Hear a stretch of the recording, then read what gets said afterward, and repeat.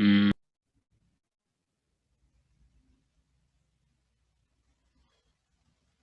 macrófagos. Bueno, monocitos mononucleares. Los macrófagos sería uno de ellos, ¿no? Según lo que habíamos visto de la inflamación crónica.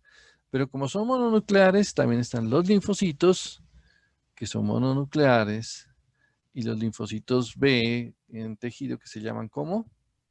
Plasmocitos.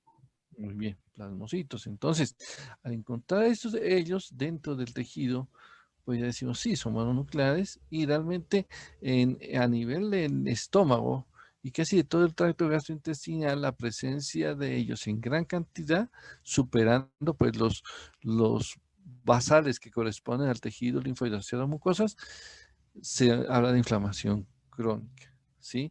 Aunque se van a dar cuenta que hay en algunos sitios, por ejemplo, que ya se forman, por ejemplo, las placas de Peyer. ¿Qué son las placas de Peyer?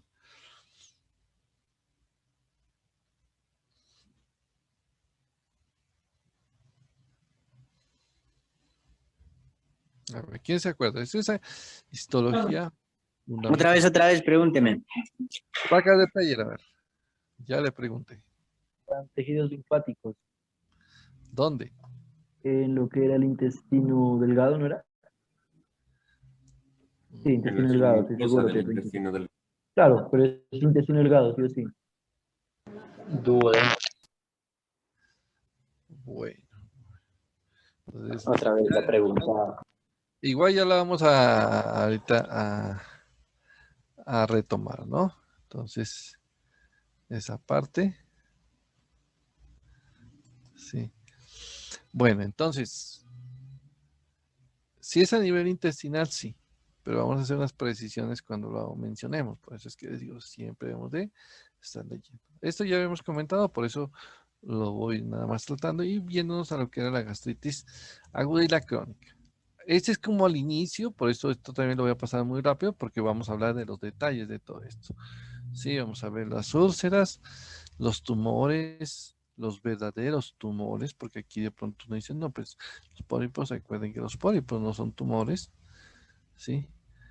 Entonces, bueno, las malformaciones congénitas, de esto incluso vimos unas imágenes de unas fotos de lo que tuvimos allá. Y ahora sí vamos a ver las gastritis, ¿no?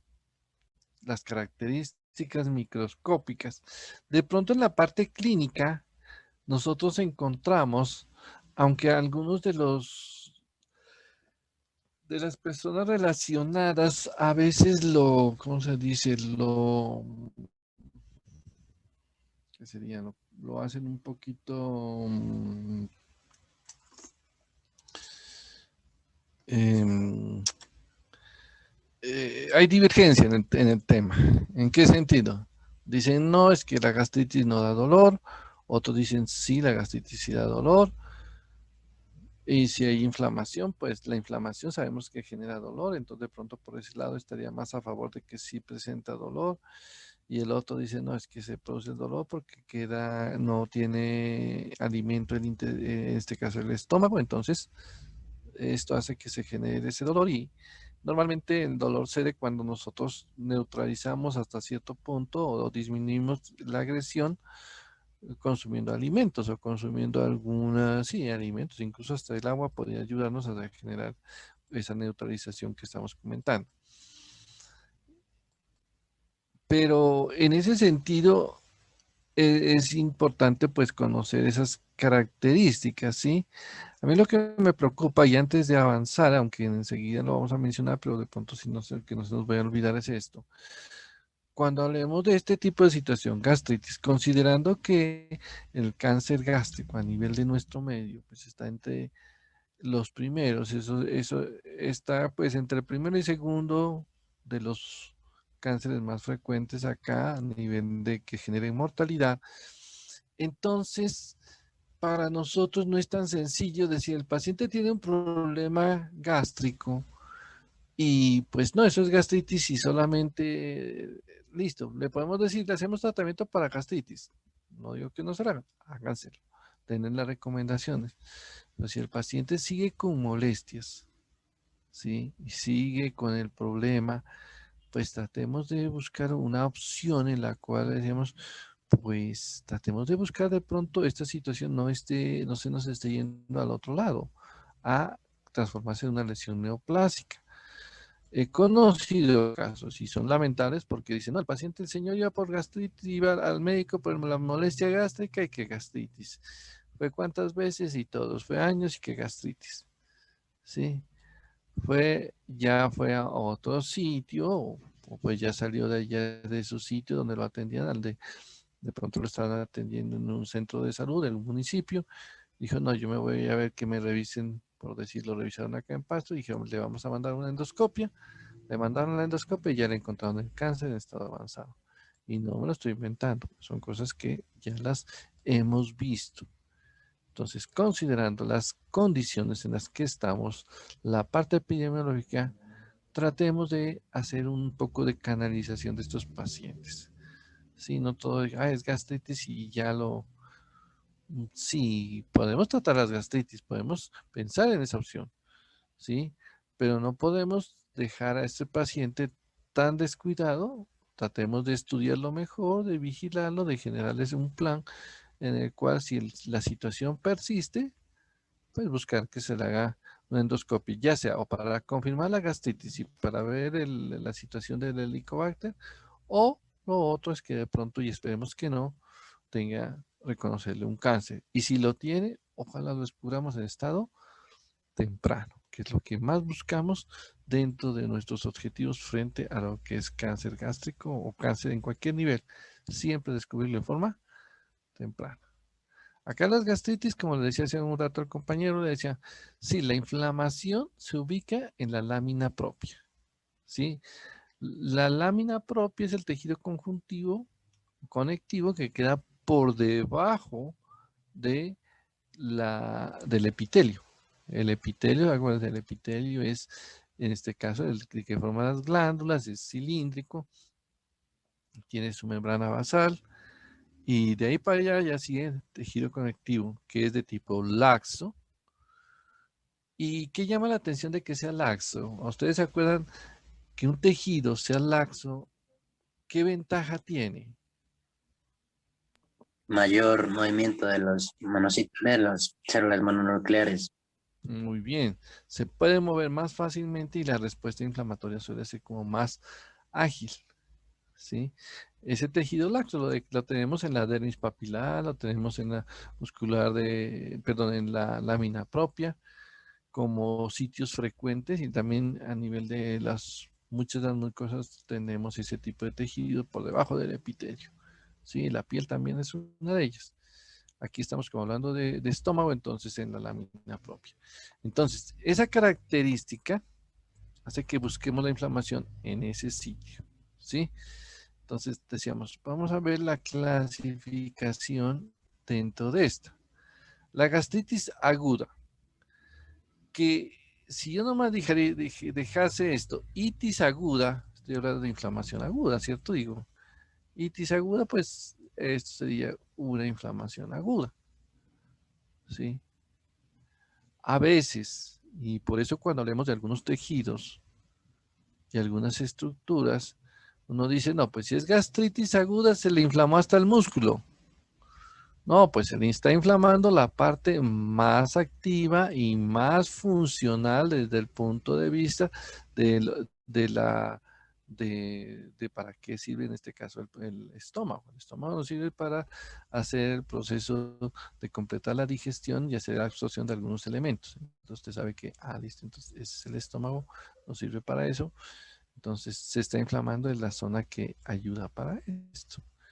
Y en este caso es la mucosa, ¿sí? Entonces no puede decir, no, es que era el peritoneo que está encima del estómago. No, porque ese no es, a ese no estamos refiriendo al proceso o al sitio donde se desarrollan las actividades funcionales de ese órgano, ¿sí? Que sería desde el punto de vista de la parte nutricional, ¿sí? La parte digestiva. Incluso, pues hay que recordar algunas cosas respecto al estómago. Acuérdense que él tiene algunos cambios frente a los demás órganos. El sistema digestivo, las capas de músculo, el tipo de epitelio, ¿sí? Son cosas que lo vuelven de alguna forma un poco particular cuando lo empezamos a analizar. ¿Listo? Como para nada más irles dando algunas pautas sobre cómo podemos manejar y revisar esa temática. Bueno, frente a la morfología, ya lo habíamos mencionado, que se caracteriza porque la presencia de células de neutrófilos va a ser bastante, pues va a ser frecuente. Y lo otro es que el evento va a tardar, por ser agudo, va a tardar poco tiempo. ¿Sí? Yo creo que la mayoría de veces que nosotros hemos planteado y hemos dicho yo tengo gastritis, se refiere a que es un dolor que es más o menos tolerable, un dolor que sabemos que si yo digo, empezó a dolerme, siento como la gastritis me está molestando, ¿y cómo la calma? Tome cualquier alimento y va a sentir que le calma. Entonces en ese momento dice, no, pues ya me calmó, ya no me pongo más alerta, ya me tranquilizo. Listo. Esa es como una opción que nosotros podemos ir manejando allí, ¿no? Pero viene la solución o la situación es que esta gastritis, la aguda, cambia un poco ese patrón. Es una gastritis que se da de forma más severa. No la podemos controlar tan fácil como de pronto la crónica, que incluso es lo que les decía hace un rato, las manifestaciones de una situación de la inflamación crónica es que es un poquito tolerable, como que yo lo aguanto, como que con esto ya no voy al médico, pero no, la aguda es bastante severa y tiende a que nosotros del dolor necesitemos ya recurrir a la asistencia médica y probablemente el proceso no solamente quede en una situación de gastritis aguda, sino que termine dañando el epitelio, destruyendo el epitelio, destruyendo ya toda la mucosa y puede ir avanzando hasta producir lesiones ya ulcerosas, que sería un evento ya más avanzado de fenómenos de destrucción, ¿sí? Pero allí es donde empecemos a diferenciar algunos de esos eventos. Entonces, la gastritis aguda es muy rápida, muy dolorosa, no calma tan fácilmente. Y muchas veces estamos en los pacientes, casi siempre vamos a encontrar que estamos muy cerca de la gente que lo genera. Porque van a haber situaciones, van a haber elementos que se asocian para desarrollar este tipo de gastritis, ¿sí? Dice, no, es que consumió tal cosa, es que estaba expuesto, bueno, van a haber varios eventos. Dice, no, pues sí, esto se asocia con la gastritis aguda y ahorita vamos a mirar cuáles podrían ser cuando nos orienten en ese sentido, ¿no? Miren, por ejemplo, esta imagen, ¿sí? En donde el proceso inflamatorio de esta gastritis, la mucosa que vemos aquí, uno la observa y nos damos cuenta que esa mucosa tiene la característica de que tiene como hemorragia, ¿cierto? Miren, se ve aquí el epitelio y se ve la hemorragia hacia allá. ¿Sí? Entonces dice, listo, aquí hay hemorragia, aquí hay una respuesta inflamatoria. Aquí de pronto ven un poco de la respuesta inflamatoria, pero también las áreas, vea, que hubo hemorragia, ¿sí? Aunque cuando uno analiza una biopsia siempre hay que tener en cuenta que se genera un trauma y de por sí alguna hemorragia puede ser lo que uno vea pues ligeramente, ¿no? Ya uno ya sabe cuándo es la que se desarrolla a través del trauma y cuándo es la que se está dando como parte del proceso, ¿no? Entonces, aquí de entrada, quien está tomando la endoscopia, está mirando esto, pues ya ve que hay un proceso inflamatorio con ya extravasación de glóbulos rojos, áreas de hemorragia, y cuando lo vemos histológicamente empezamos a ver todo ese evento, todo ese daño. ¿Qué situaciones pueden provocarlo? ¿Ustedes qué opinan? ¿Qué situaciones pueden provocar ese tipo de inflamación aguda? ¿Alguna infección gastrointestinal? Bueno, aunque hay que tener en cuenta que como el estómago es muy, ¿Algún sí, tipo? las posibilidades de ver bacterias ahí son pocas, solamente las que resisten el ácido, y entre ellas, pues uno dice, ¿puede ser la tuberculosis? Bueno, podría serlo, pero pues esta no genera un proceso agudo. Y uno dice, entonces, ¿qué otras? El Helicobacter sí también la resiste, ¿sí? Y este podría, con el tiempo, ir avanzando hasta generar algunos procesos ulcerosos. Pero si nos vamos por el lado químico, Sobredosis de acetaminofén, ¿ves? De cualquier ASA, AINE, cualquier AINE, sí, una cualquier, sí, cualquier AINE que tenemos suelen ser causas que llevan a esa situación, ¿sí? Porque bloquea todo el moco y no hay moco, y entonces el ácido termina siendo un gran efecto dañino sobre esta zona, ¿sí? Entonces, esa es una característica que la podemos ver en estos casos, ¿no? Que se dé este tipo de situación. El otro evento, ¿sí? Em, podría ser la exposición a algunas sustancias. Incluso, miren que en alguna situación, voy a hablar de una situación tóxica como la exposición al fósforo, ¿sí? Al fósforo blanco. Entonces, ¿qué sucede? A los pacientes que se exponen a este tipo de fósforo, y a veces lo hacen niños en Navidad, pueden exponerse y sienten esa intoxicación se puede dar y es bastante grave. Que era lo que en alguna oportunidad se analizaba. Decían, si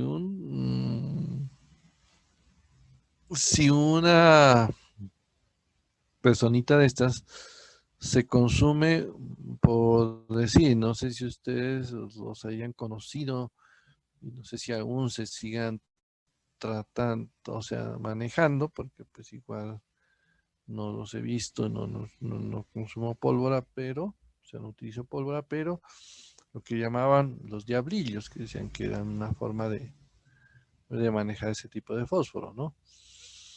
Y decían, es mejor, miren lo irónico que se veía en estos casos, decían, es mejor que el paciente se coma varios de ellos a que se coma uno. Así no es que también Decían, pero ¿por pasa qué? con lo que es algunos productos del aseo, como el límpido. Sí, o sea, todos los elementos que sean tóxicos pueden también terminar haciendo ese daño, ¿no? Yo le coloco el ejemplo y de pronto podría ser la misma situación frente a sustancias tóxicas en ese sitio. Por ejemplo, decíamos, listo, que si se consume uno, el gran problema, mejor dicho, la ventaja de que se consuma uno, no diría no, pues no es tanto, pero lo que sucede es que como no daña tanto la mucosa se siente no tan afectada y entonces lo absorbe. En cambio, si se come varios, si está como la forma que lo explicaba, o sea, si se comió varios, pues la agresión es tanta que daña la mucosa y ya no hay cómo generar la absorción. ¿Sí? Es como la explicación que se daba frente a este tipo de evento. Pues lo ideal es que no se haya comido ninguno, ¿sí? Pero en cualquiera de los dos eventos siempre hay que hacer el manejo de estos pacientes, porque la toxicidad a nivel hepática es bastante grande. Y ustedes saben lo que se absorbe aquí, se va directamente hacia hígado. El consumo de alcohol, yo sé que ustedes dicen eso es muy extraño, sobre quién ha consumido alcohol, pues no es que ninguno consume, pero hay esos riesgos, ¿no?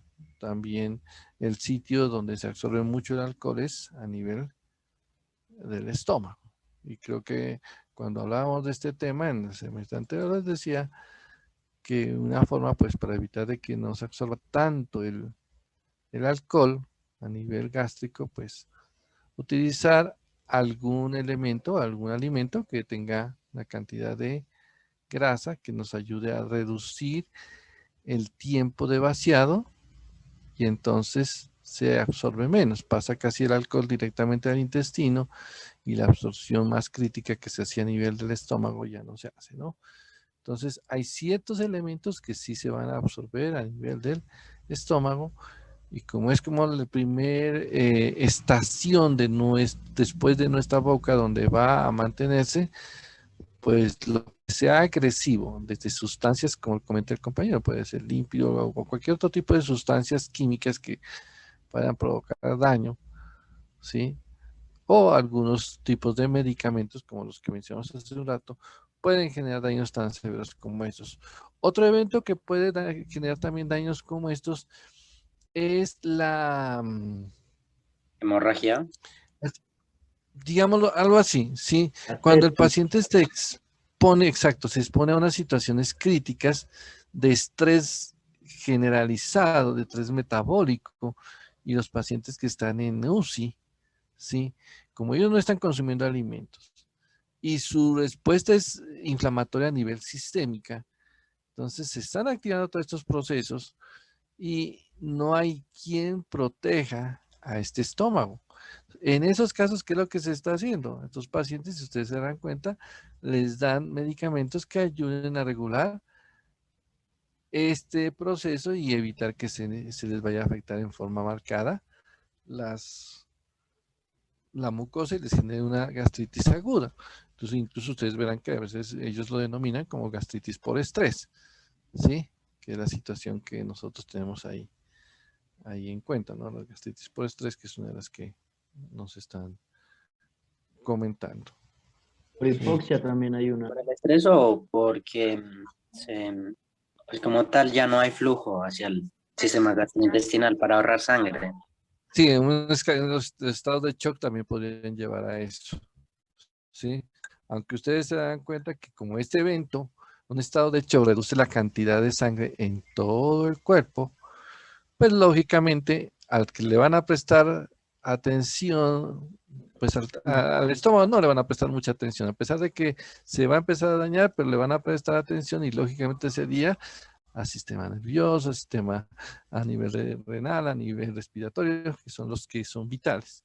El estómago, aunque duela, pues allí ya sería después de tratar de sacar al paciente, si se logra sacarlo del estado de shock, ya encontraremos todas estas secuelas a nivel del sistema gastrointestinal que ya se podrían estar manejando de una forma ya, pues, no tan aguda, porque lo ideal es tratarlo de hacer sobrevivir al paciente. Se las va a manejar y se pueden ver en estos pacientes, pero no se convierte en la patología de atención inmediata, ¿sí? Porque pues no es, a ver, pues el estómago no es vital, ¿no? El estómago es importante, pero no es vital, ¿sí? Pero ya analizándolo, si solamente estamos enfocados en analizar el estómago, sí podemos encontrar ese tipo de lesiones. Entonces, miren que podríamos hacer como un marco de todas las situaciones que nos llevan a hablar de lo que es la gastritis de tipo aguda, ¿no?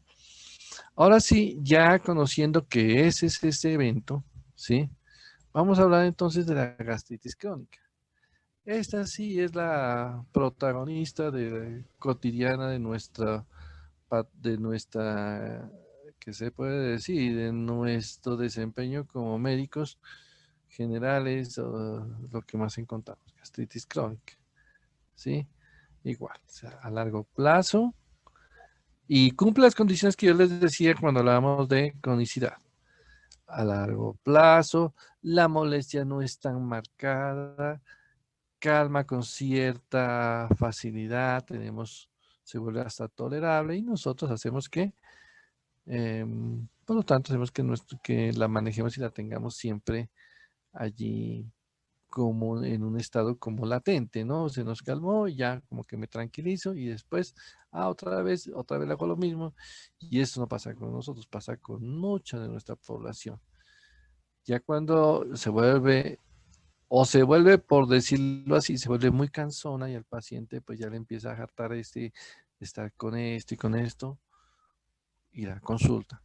O lo otro, si el paciente pues ya es como más juicioso, de pronto no nos que le moleste mucho, sino que ya como más conciencia puede ir a hacer a este tipo de atención, ¿sí? Pero tiene esas características. Un evento que no se ve mucho en la parte crónica en el estómago es la tendencia a generar fibrosis. Habrá algunos tipos de gastritis que tratan de generar algo de colágeno, ¿sí? Algo de fibrosis, pero no lo hacen como lo vemos en algunos otros sitios donde la fibrosis se vuelve el factor pues decisivo en general lesión crónica y terminan inhabilitando y destruyendo órganos. Por ejemplo, el caso de la cirrosis, ¿sí? La cirrosis a largo plazo va a generar un reemplazo de todo el parénquima hepático por fibrosis, que es lo que lleva a la muerte del paciente. En gastritis no se ve esa situación, no se trata de observar eso. Pero se van a dar cuenta también ahora que existe como cierto lazo, cierto vínculo en que esta gastritis podría, y en especial con la más asociada y la más frecuente, que es la asociada al Helicobacter, que termine generando un cambio que también es grave, que es el cambio hacia cáncer, ¿no? Entonces, ese es uno de los eventos que vemos en ella. La patogenia, vamos a mencionar. ¿Cuál es el elemento? Pues generalmente la infección por Helicobacter es la más frecuente característica y por eso la vamos a analizar, aunque yo sé que ustedes desde el punto de vista de microbiología ya debieron de haber revisado parte de lo que es el Helicobacter, ¿sí? Entonces aquí lo menciona, el Helicobacter pylori. Miren, incluso, bueno, yo sé que no necesito traducirlos, ustedes son los buenos para el inglés, entonces no hay tanto inconveniente en esto. Entonces nos dice que, miren que las enfermedades asociadas a la infección del Helicobacter, ¿sí? Miren la asociación cómo la plantea. A la gastritis crónica, ¿qué dice aquí?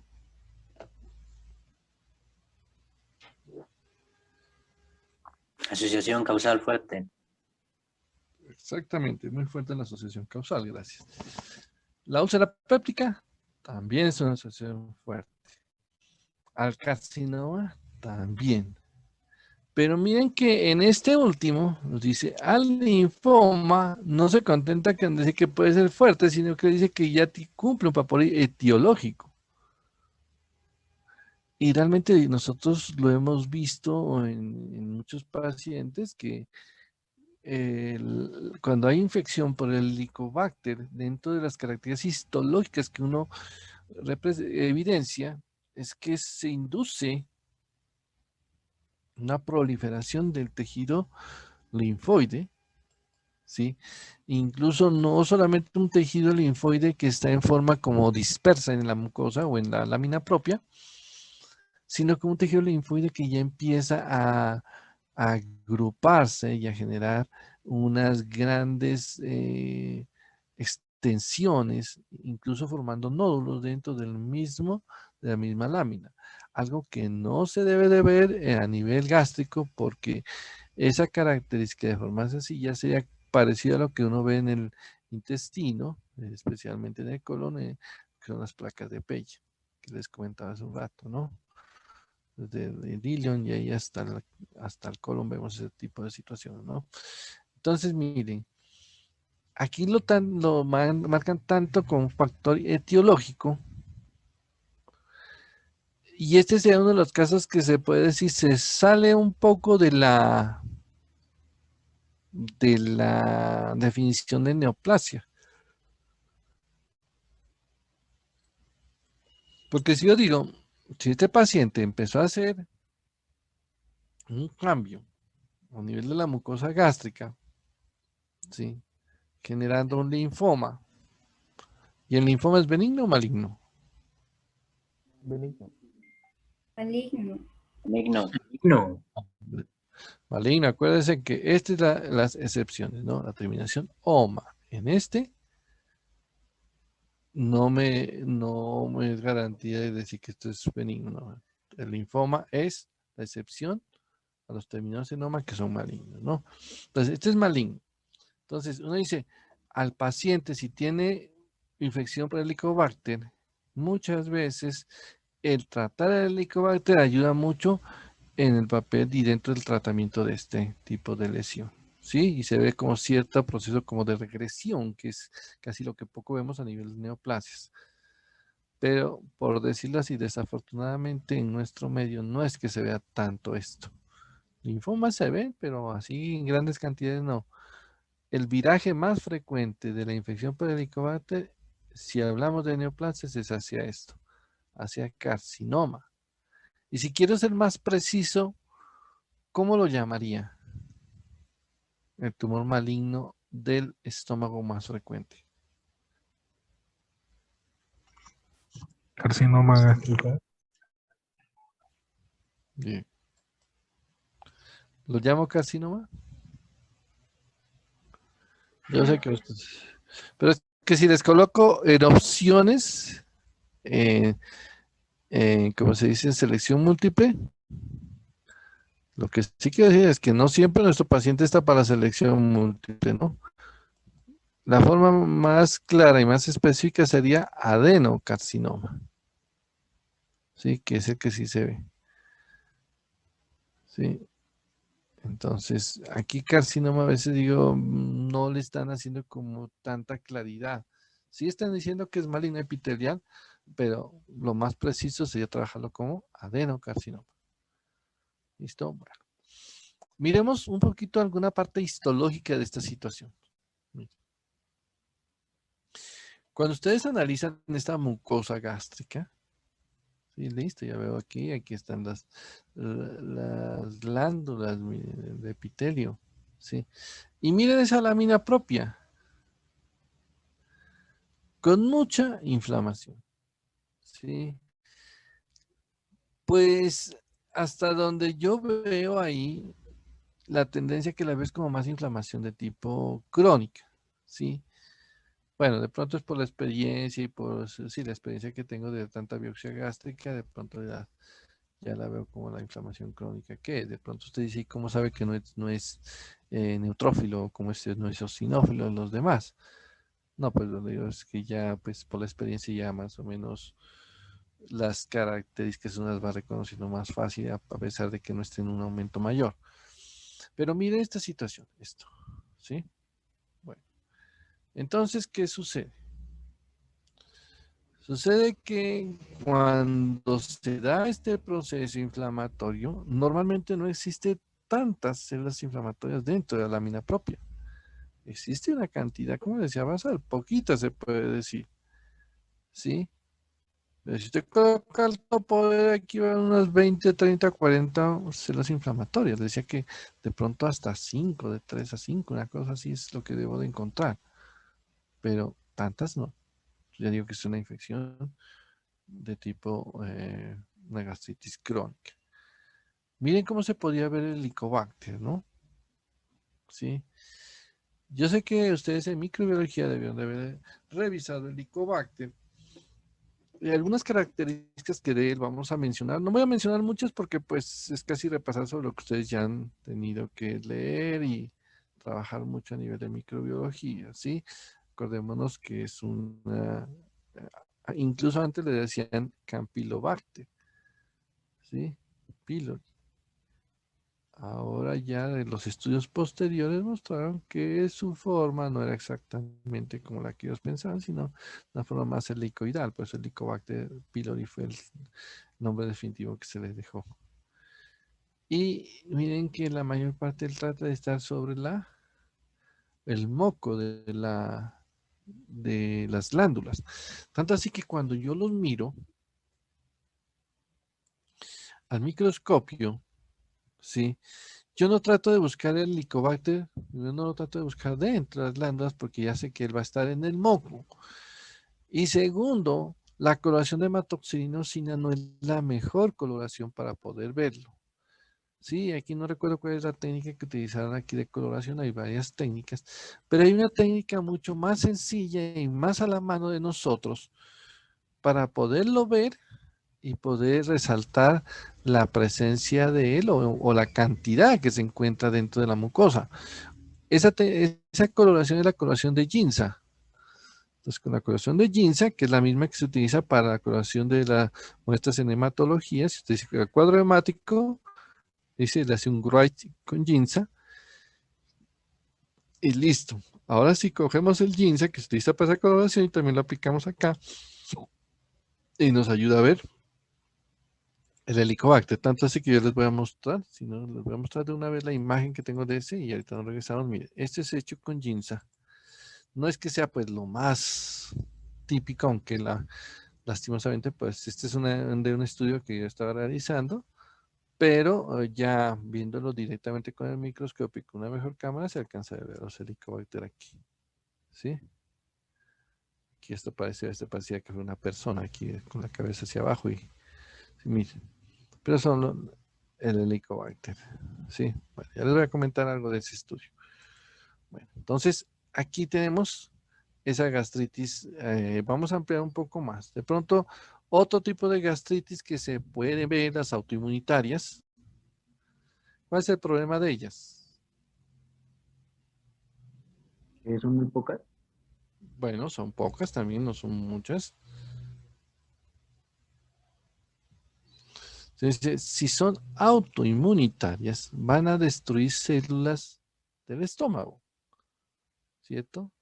Van a destruir las células, incluso las células que hacen parte de las que producen el ácido, así como las que producen las otras sustancias que se dan en el estómago. ¿Qué otras sustancias se producen en el estómago? Bicarbonato. Bicarbonato, Pepsina.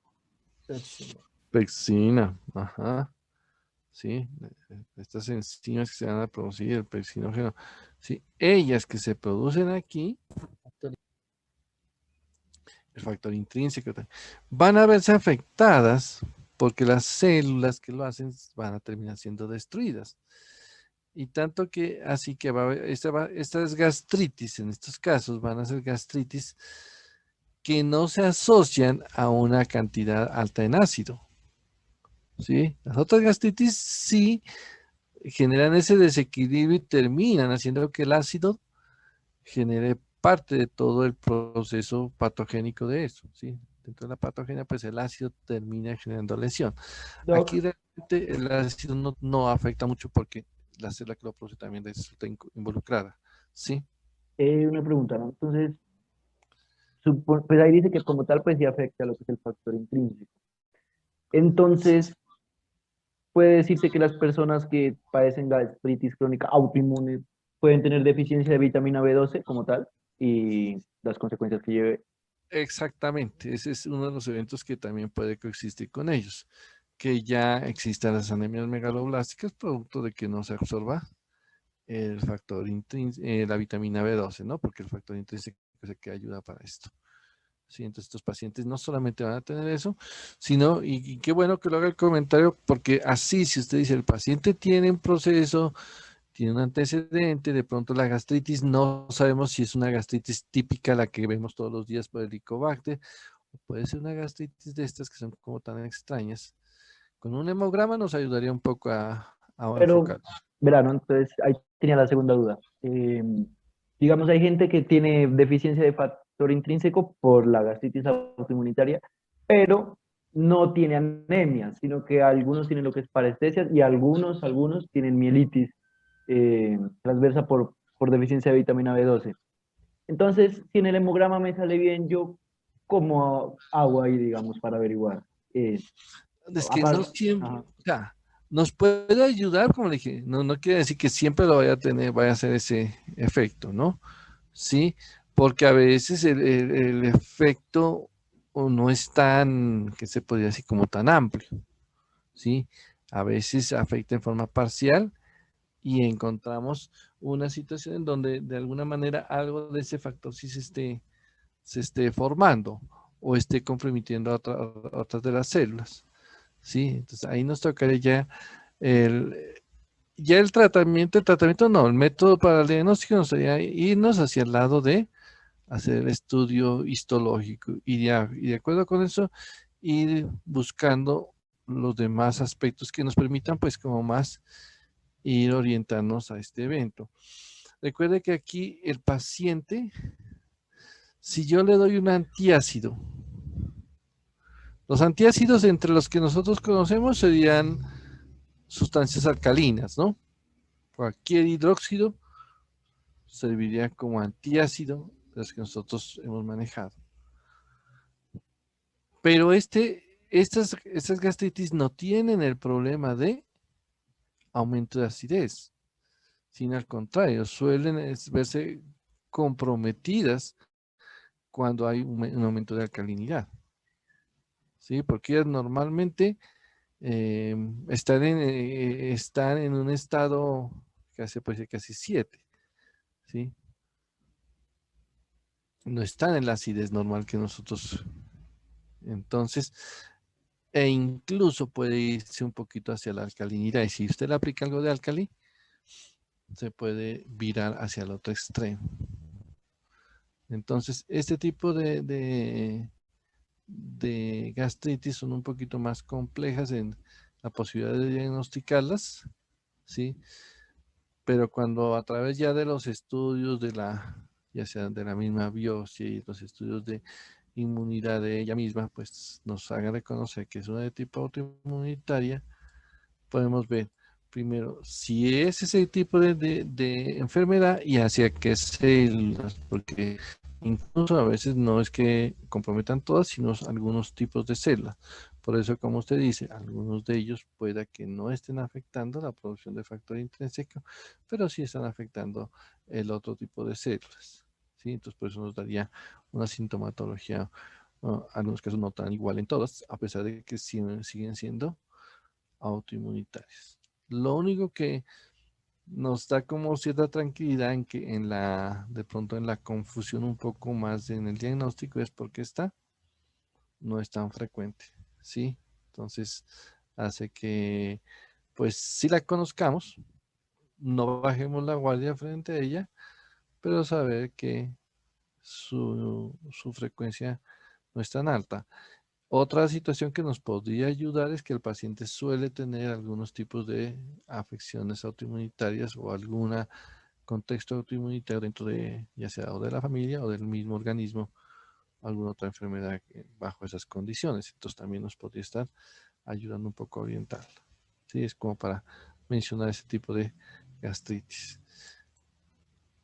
Miremos que la gastritis crónica, aquí hay unos componentes bien interesantes que sí debemos de mencionarlos y tenerlos muy, pero muy claros, porque son parte del protocolo que utilizamos desde patología para reportarlos.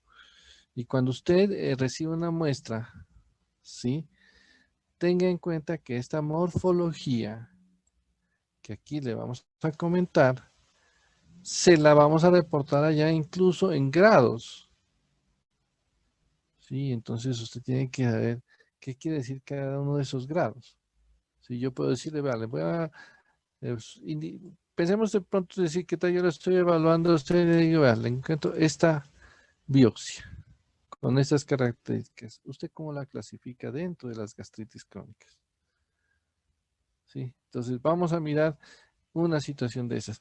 Primero, pues ver las características como son los cambios regenerativos, haciendo relación a que el tejido, cuando resulta ser agredido por ser un tejido lábil que continuamente se está replicando, él va a tratar de renovarse.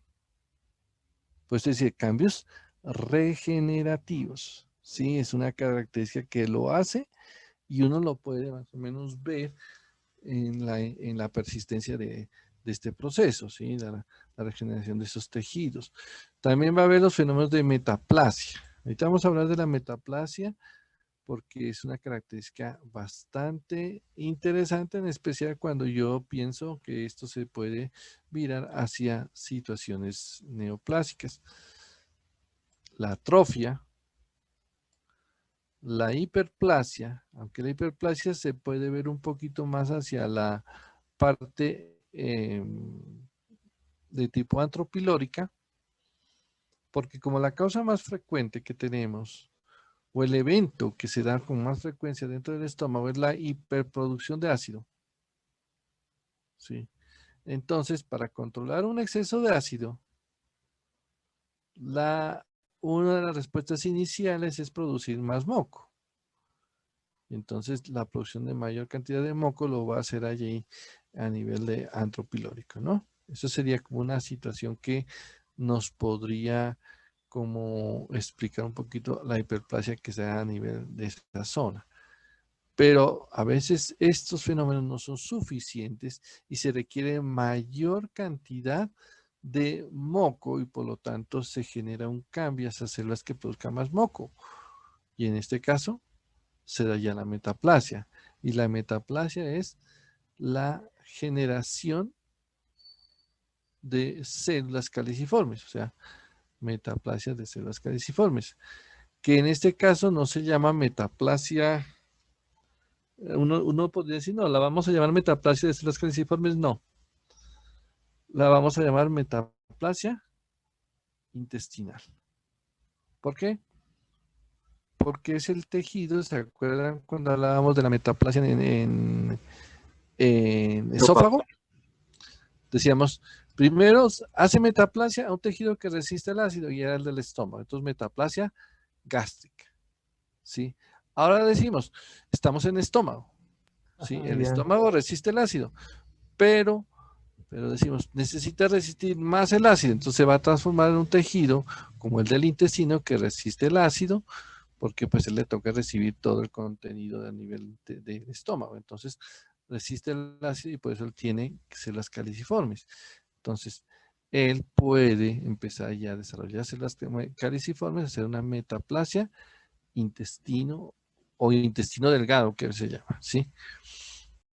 Y cuando la situación dice, pero sigue siendo mucha la acidez, diciendo yo me tengo que volver mucho más resistente, y dice, no, ya no se contenta con ser metaplasia intestino delgado y se convierte en metaplasia colónica.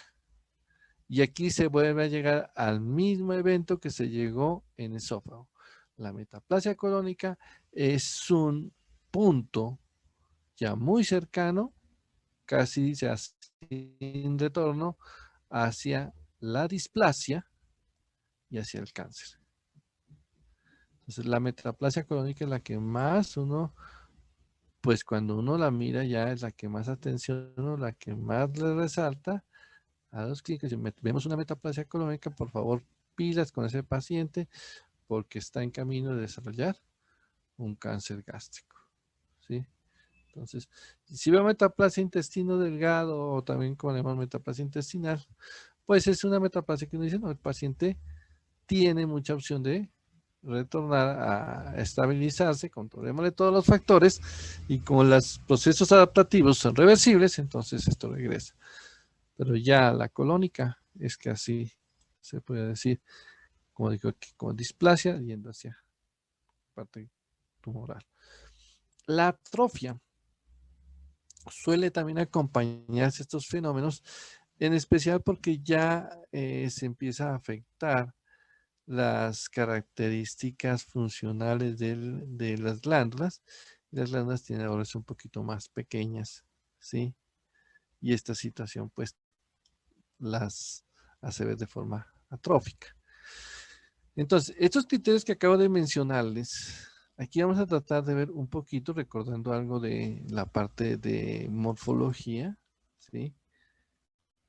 Mire, por ejemplo, bueno, esto yo creo que no es nada extraño, todo lo que ustedes observan aquí. El cáliz, el fondo, el cuerpo, píloro, bueno, todos ellos, ¿no? La ubicación de estos, ¿sí? Las células parietales, las células principales, ¿sí?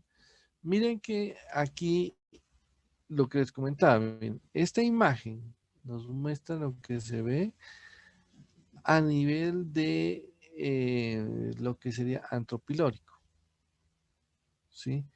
Donde predominan más células que produzcan moco. Dice, ¿por qué tiene que haber muchas células que provoquen moco allí? Sí, porque es que en la idea, uno diría, no, es que esto tiene que, a los alimentos toca vaciarles ácido, ¿cierto? Pero entonces no es como muy útil vaciar ácido aquí y qué tal los alimentos acá arriba. Entonces no les sirve mucho, ¿sí? Entonces las células productoras de ácido no se van a ubicar en esta zona, se van a ubicar en el cuerpo o en el fondo. Toda esta zona tiene células que producen moco, perdón, que producen ácido, como son estas de aquí. Y las que producen moco son las que están acá, ¿sí? Que ya tratan de proteger las zonas donde más se va a ver la agresión por ácido, que es en el momento en que ellas llegan a este sitio. Entonces aquí hay muchas de estas y por eso les decía que histológicamente uno se da cuenta de qué sitio, de qué zona del estómago es por estas condiciones. Entonces ya, esta es más corpofúndica por lo que les acabé de mencionar, porque esa tiene más células parietales y principales. En cambio, estas tienen más células mucoproductoras. Son elementos que uno desde entrada siempre lo menciona cuando recibe una biopsia. ¿Sí? La biopsia primero la ubico en qué zona del estómago está y luego empiezo a detallar los aspectos que les acabé de mencionar. ¿Y cuáles son esos aspectos desde el punto de vista? Si los vemos en una forma gráfica, como lo tiene en Robbins, esto. Miren que nos dice la infección, ¿sí? El Helicobacter, ustedes saben que produce algunas toxinas, ¿no? La ureasa, una de ellas, ¿sí? Entre algunas más que produce.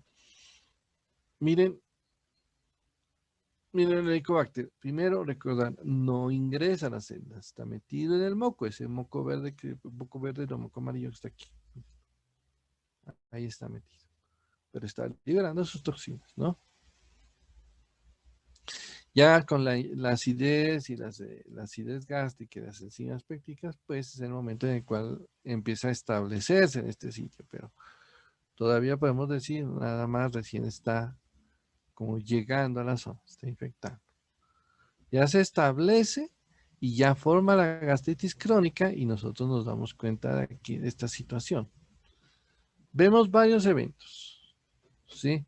Aquí los podríamos mirar de esta manera. Dice, atrofia. ¿Dónde o cómo me podrían expresar dónde está la atrofia en este caso? En esta imagen de acá. ¿Quién me describe cómo la representaron aquí la atrofia?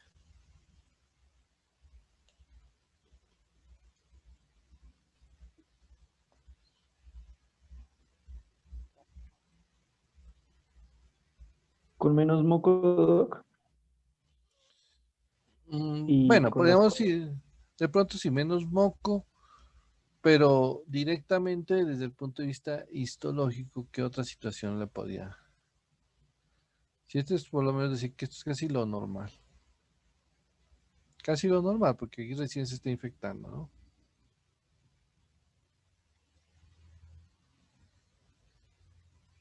¿Qué es atrofia? ¿Se acuerdan qué era atrofia? Disminución del tamaño de la célula. Pierde la forma. ¿Cierto? Se va reduciendo. Aquí lo que se va a reducir es la glándula. Miren estas glándulas. Ah, Miren, glándulas pequeñas. ¿Sí? Ya se ve las zonas ya con atrofia. ¿Sí? La metaplasia intestinal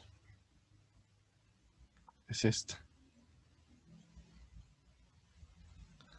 La metaplasia es esta zona. ¿Sí? Sucede que esa metaplasia tiene la característica, y eso es que alguna vez con el doctor Klinger, que ustedes lo escucharon, pues, porque él estaba trabajando también con los del COVID, inmunólogo, fue profesor mío en la universidad, y hace unos años estuvimos trabajando unos temas sobre esto, ¿sí? Gastritis y cáncer gástrico, ¿sí? Pero él decía, y yo repito solamente las palabras que él nos comentaba de una forma un poco graciosa, pero a la vez también explicándonos una parte de esto. Es lo siguiente. Nos decía la sigla del Helicobacter. Generalmente decimos la sigla del Helicobacter es HP. ¿Cierto? Y él decía, pero el Helicobacter, esa sigla le queda pero bien exacta, pero no lo indicando que es Helicobacter, sino lo otro que parece decir, ¿sí? Porque decía, mire, que cuando uno observa metaplasia intestinal en el estómago, la metaplasia nos dice que se está volviendo menos ácida la zona. Si estoy diciendo aquí no hay tanta acidez, porque como ya hay más moco, Entonces hay poca acidez. Este cambio de metaplasia, los gastroenterólogos lo suelen ver y toman muestra de allí. Pero ¿cuál es el gran problema que existe en ese sitio? Que cuando llegue a este lugar, ¿sí? Cuando llegue a este sitio, no va a encontrar el Helicobacter. El Helicobacter vive donde hay más acidez. Por eso decía que aquí, este Helicobacter ahí sí era el verdadero HP porque se esconde. Y claro, uno toma muestra de esta zona, dice, no, no tiene Helicobacter. ¿Por qué? Porque se escondió donde las mucosas dan un aspecto como más sana. ¿Sí? O sea, como quien dice, no da la cara.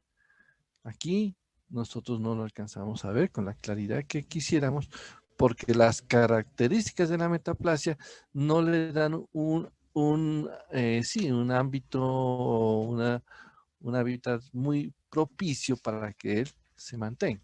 Entonces él se va a las zonas donde pareciera que están normales.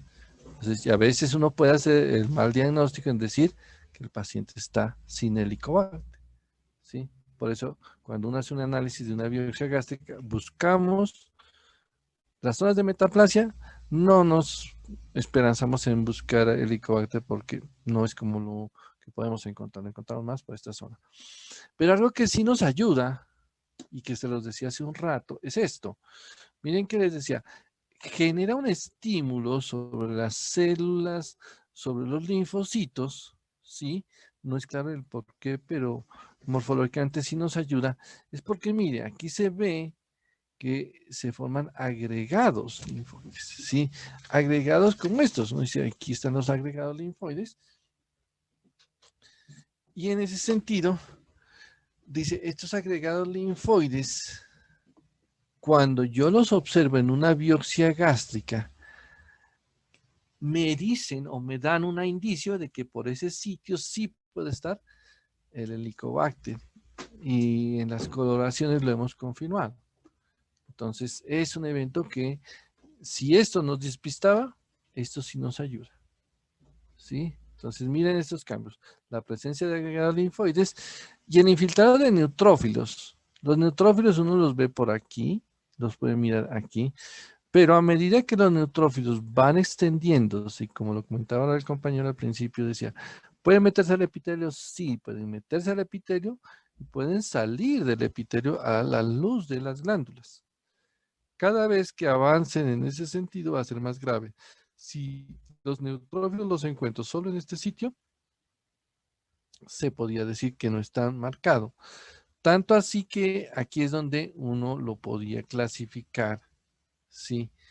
De esta manera. Espérense que voy a tratar de hacer una especie de gráfica porque me parece interesante tenerlo aquí en cuenta. Es lo siguiente, ¿sí? Sucede que voy a hacer una especie como una pequeña glándula, a ver si me da el espacio suficiente para hacerla en este sitio. Entonces, digamos que yo hago una glándula aquí.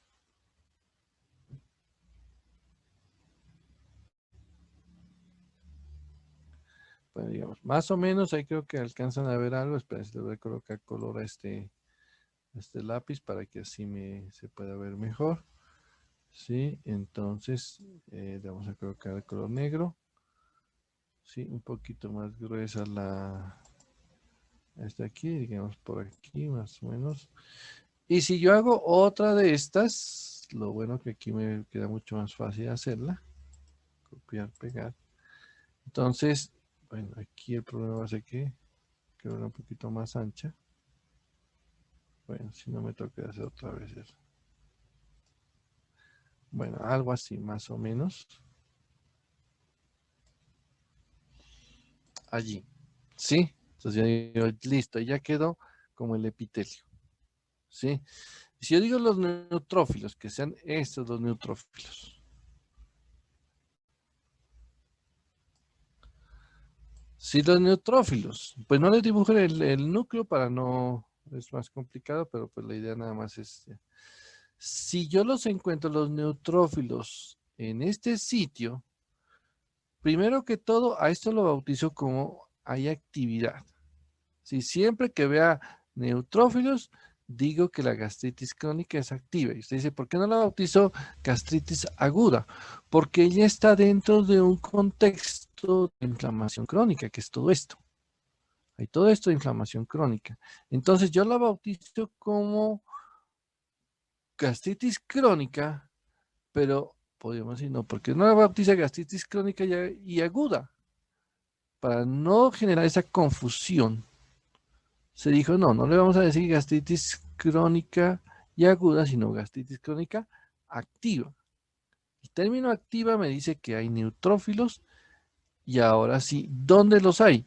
Si los hay en la lámina propia, como lo he dibujado aquí, se diría que es gastritis crónica con actividad leve, porque está en la lámina propia. Sí, entonces, listo, esa es la actividad leve. Cuando los neutrófilos los encontramos que ya están metiéndose en el epitelio, como el que estoy dibujando aquí, y como el que el autor nos ha graficado también allá, entonces si yo lo veo aquí en el epitelio, ¿sí? Lo coloco bien ahí en el epitelio. Cuando lo veo en el epitelio, como este de acá, digo que es una gastritis crónica con actividad moderada. Pero cuando el neutrófilo ya lo encuentro en la luz, ya con el moco metido allí, ya digo la actividad es severa. ¿Sí? Entonces son como una forma de dar un poquito a esa clasificación de la actividad a nivel de lo que son las gastritis crónicas. Leve, moderada o la gastritis crónica severa. Severa cuando encontramos actividad o cuando está dentro de la luz, dentro de este moco. ¿Sí? Pues esto es progresivo. Yo no puedo decir, no, solamente encuentro acá, si usted encuentra, dice, solo encontré en el epitelio, pues lógicamente en la lámina propia debe haber. ¿Sí? Pero a nosotros ya nos interesa el que se encontró aquí, porque me dice que el grado es mayor, o sea, es ya moderada. Entonces, bajo esas condiciones, la clasificación pues nos ha ayudado más o menos a generar una tabla que se la voy a compartir en este momento. Sí, esa tabla pues no la tomé de Robbins, ¿sí? La tomé de un libro de patología gastrointestinal.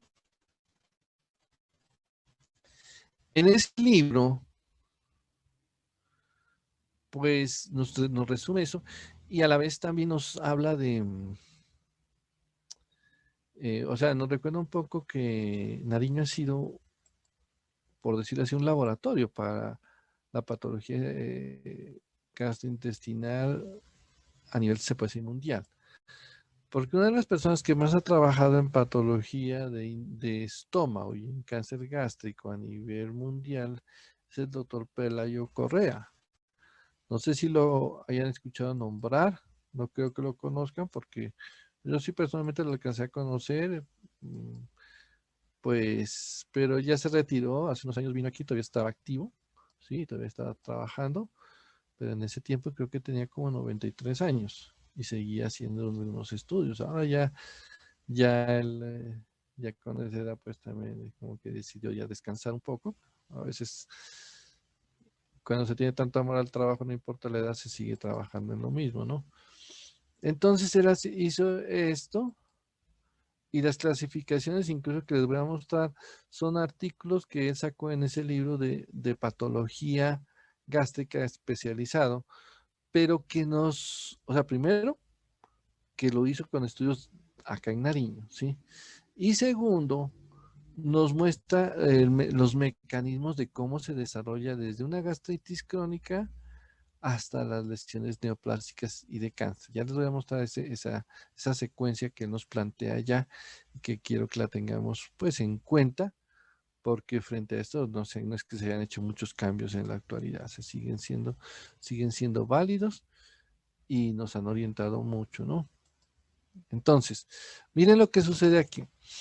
Ya vimos cómo se ve la musculatura de la mucosa, bueno, el moco, lo que es las glándulas o el epitelio, la lámina propia, la que está aquí de rosado, la musculatura de la mucosa y acá abajo la submucosa. Si ustedes se dan cuenta, pues es una cosa que está por fuera, ¿no?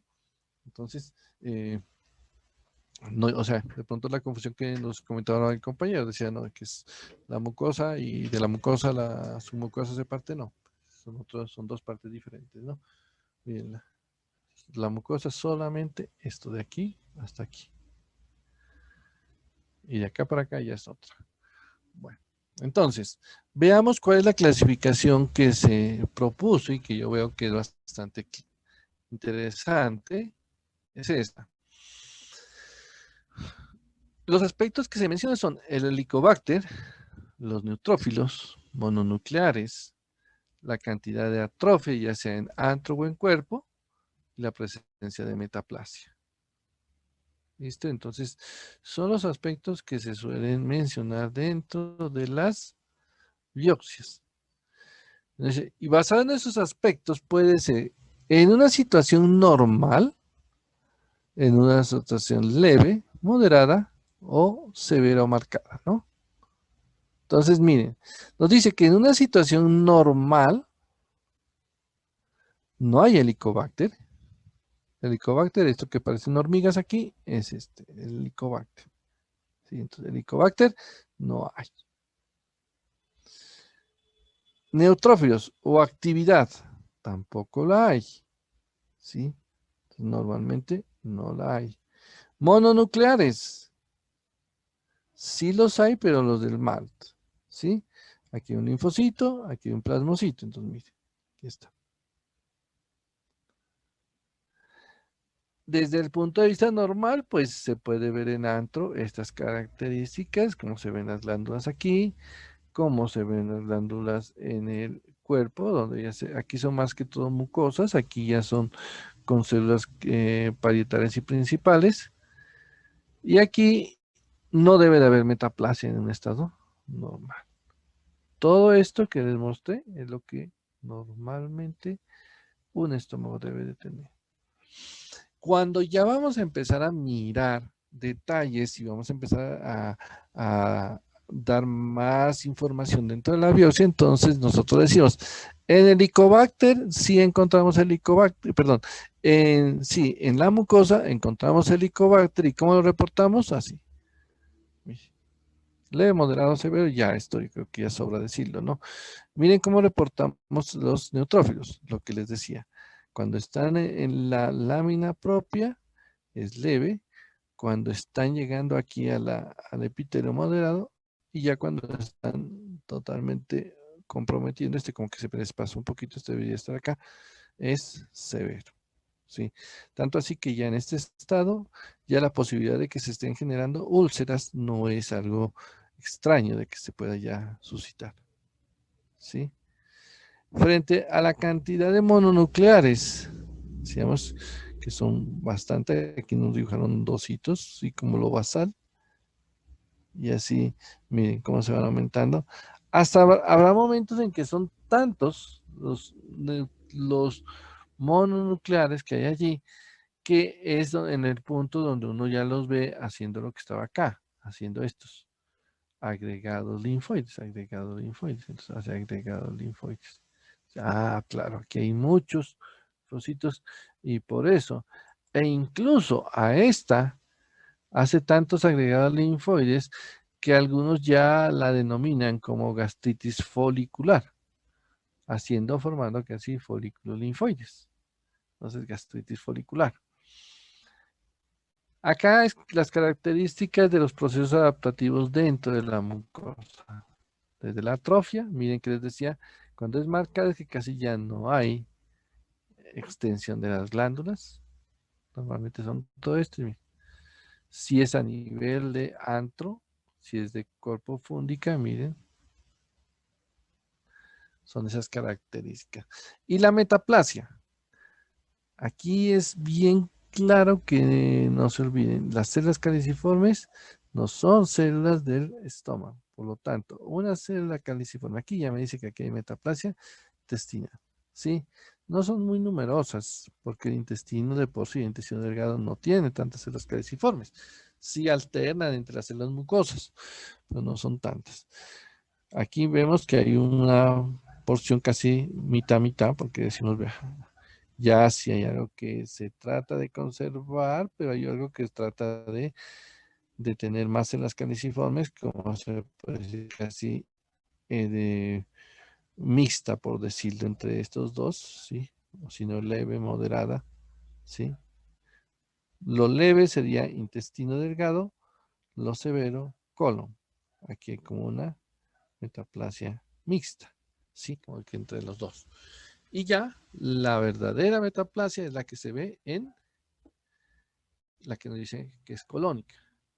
¿Y por qué tanta, cómo se dice, como dirán ustedes, tanta mala fama la metaplasia colónica? Es que en metaplasia colónica, cuando hemos visto los tumores, hemos visto el cáncer,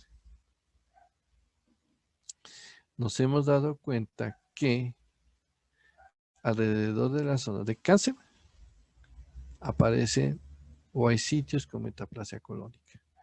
Entonces nos dice, no, pues se la ve como muy relacionada, ¿sí? Lo que nos diría el tejido que está ya transformado en cáncer, anteriormente estuvo en metaplasia colónica.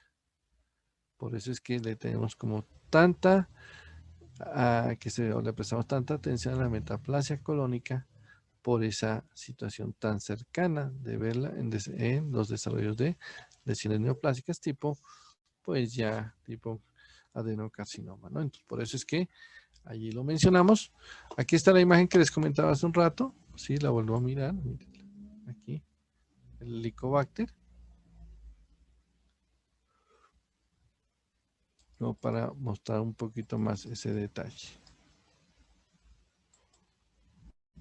Algunas otras gastritis, la eosinofílica, la linfocitaria, la granulomatosa.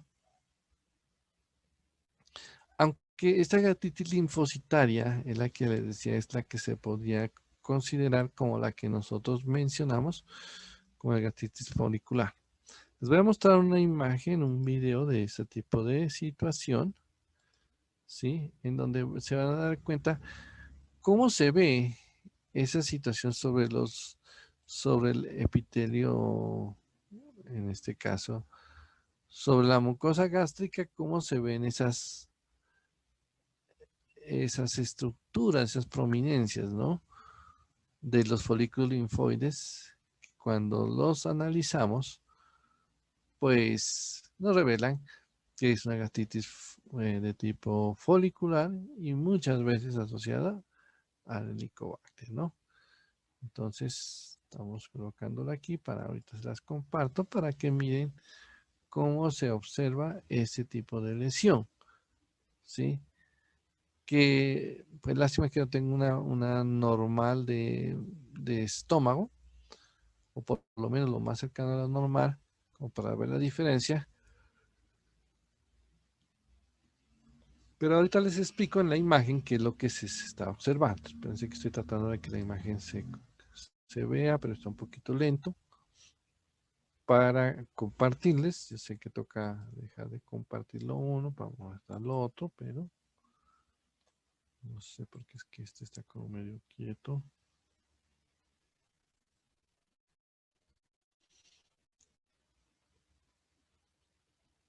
Vamos a mirar entonces esa característica.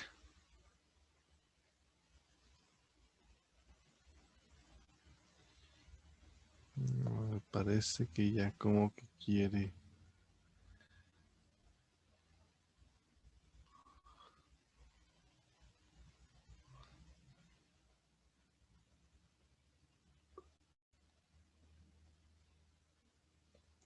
De todos modos, pueden recordar que la mucosa gástrica normal vista al endoscopio, se puede decir, es lisa, ¿sí?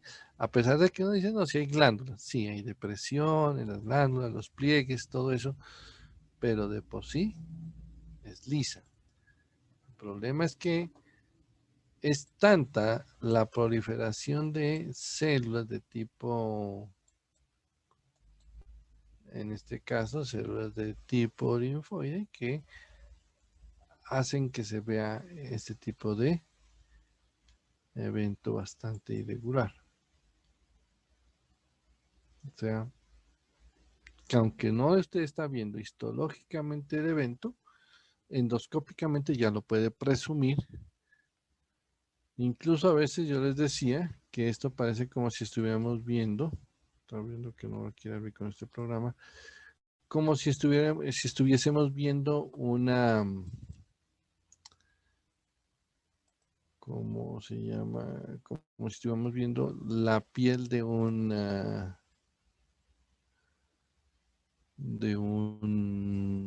serpiente o de un anfibio o reptil.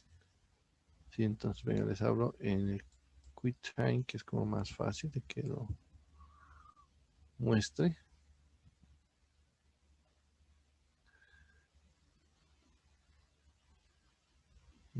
Sí, sí, lo va a presentar así. Entonces, ahora un poquito más. Y se van a dar cuenta lo que se observa en este caso, ¿no? Entonces, miren, por ejemplo, aquí, ¿sí? La presencia de eso.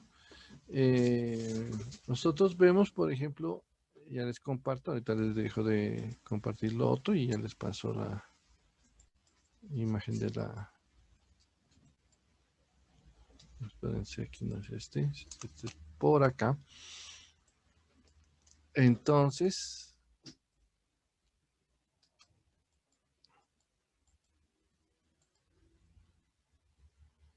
hacemos de compartir por aquí y ya les voy a compartir la imagen de cómo se ve esa.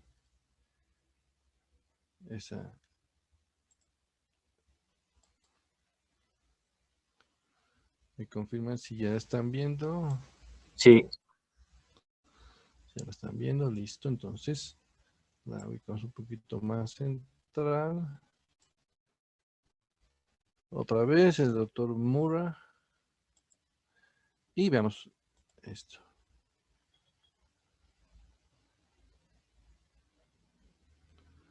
Miren que sobre la superficie se ven como ligeras elevaciones, ¿no?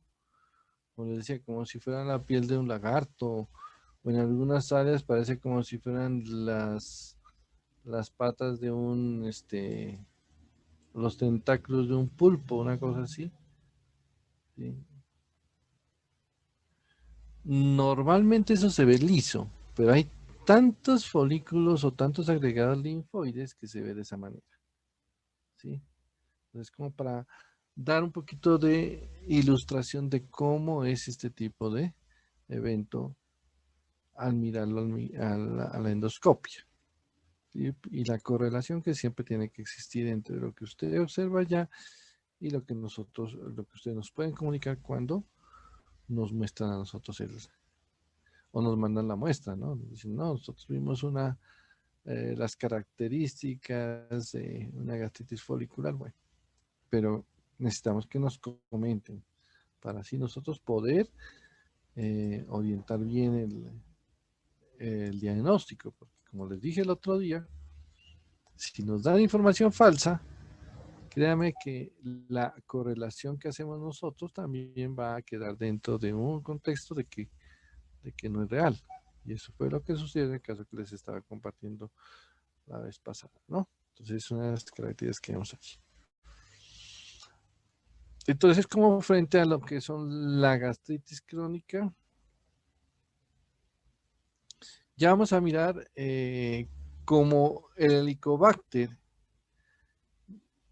es el protagonista de entidades como gastritis crónica, úlcera, y cáncer, carcinoma y linfoma. Entonces ya lo vemos o ya lo analizamos dentro del contexto de gastritis. Veámoslo ahora dentro del contexto de úlcera. Primero, acordémonos, ¿cuál es la definición de úlcera?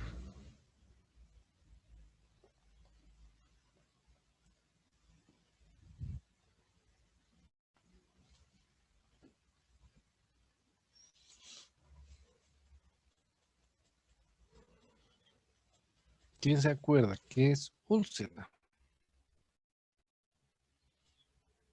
Pérdida del El epitelio. agua ya le... Listo, por ese lado, sí, se pierde, se destruye el epitelio y el evento no solamente puede comprometer el epitelio, sino puede ir más allá de todo lo que sería toda la mucosa. Y ustedes se han dado cuenta que hay gente que dice, uy, se me perforó la úlcera. Pues sí, es cierto, puede llegar a ser tan severas que pueden, la capacidad de activación, de destrucción que tienen nuestros propios neutrófilos puede llevar hasta ese fenómeno de perforar el tejido, perforar la pared de órganos. Entonces, eso no está dentro de lo imposible, no, de lo que es factible, ¿no? Entonces, ahí como lo menciona, a pesar de que casi la respuesta que estaban preguntando estaba aquí, vean, solución de continuidad de la mucosa, ¿sí?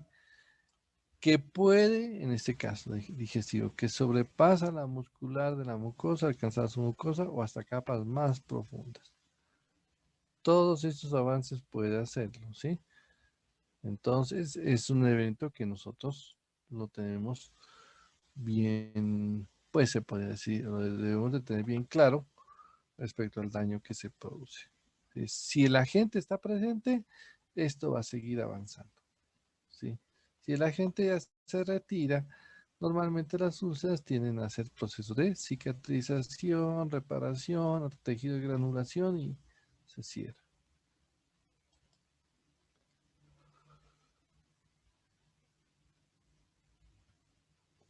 Miren algunos de los sitios donde la podemos encontrar. O pueden ser únicas y se localizan ya sea en la primera porción del duodeno o en el estómago, generalmente hacia la zona antral. ¿Por qué hacia el antro? ¿Por qué no hacia el fondo, por decirlo así?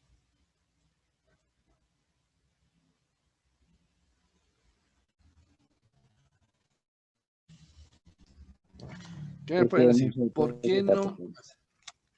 Reflujo. ¿Cómo? Como tal no se deposita ahí el ácido. Bueno, sí, porque el ácido tiende, el ácido por gravedad tiende a bajar y quedarse en esa zona, ¿cierto? Entonces es donde el ácido va a estar más tiempo. En cambio, en el cuerpo y en el fondo, pues allá se produce, pero como se dice, se lo libera y se lo suelta para que haga sus efectos, pero no se conserva en contacto con la superficie.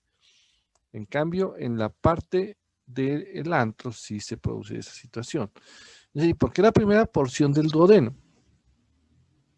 Porque igual todo lo que sale del estómago sale con una gran cantidad de ácido, una concentración alta de ácido.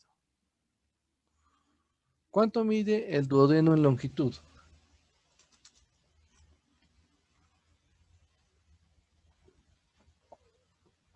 Mm, 30 centímetros.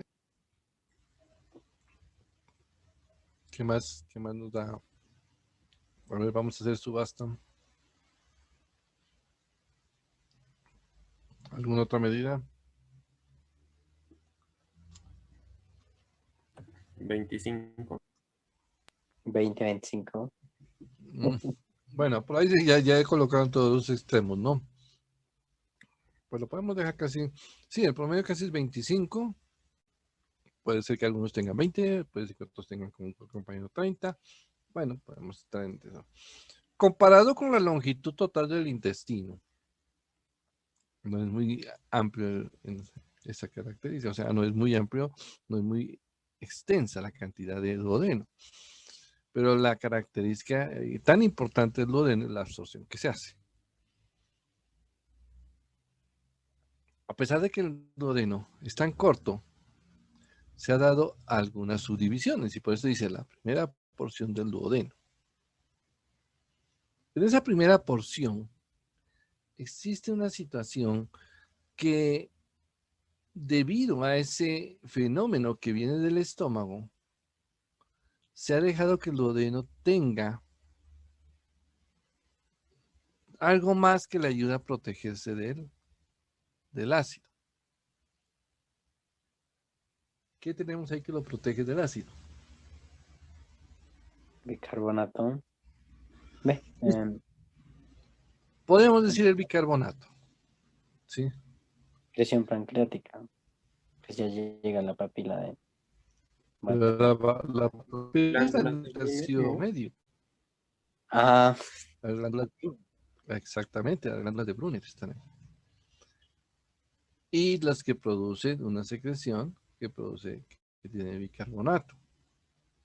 ¿Sí? Es unas glándulas que quedan por debajo, están casi en las mucosas, están estas glándulas. ¿Sí?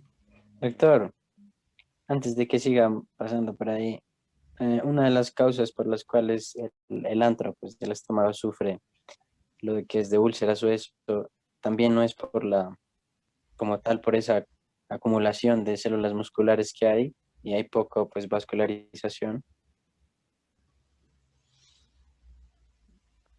a la hora de formar, Pero pues a la hora de contraerse, sí, o sea, como pues en los esfínteres como tal se va pues como engrosando por la parte muscular, haciendo pues que no haya tanta irrigación. Esa sería una de las causas, creo que la había mencionado. pues Por ahí. digamos, ayudaría sí, ¿no? Porque las zonas donde se ve que hay mucha presión tiende a dar ese tipo de evento, ¿no? Y tiende a generar esos momentos de isquemia, aunque recordemos que el proceso nosotros tratamos, y es de pronto la idea que se trata de manejar, es que el paciente tenga un horario adecuado de comida, para que así no esté tanto tiempo haciendo que el estómago tenga que someterse a este tipo de acciones. Si el estómago dice, listo, él contrae, pero se relaja, ¿sí? Se relaja y permanece algunas horas ya relajado, pues de pronto no va a generar tanto inconveniente. Pero si continuamente le estamos dando comida en forma descontrolada, desordenada, pues le estamos como obligando a que se contraiga y esto puede volverse más persistente. Y lo que usted dice, los sitios donde hay ese músculo se contrae, pues la presión que ocasiona también puede generar zonas de isquemia que aunado a los factores que ahorita vamos a mencionar, pues llevaría con mayor posibilidad que esto se dé. Por ejemplo, también se ha visto que en el antro también se puede dar lesiones, pero no por acidez, sino por reflujo de la parte alcalina hacia el estómago. ¿Sí?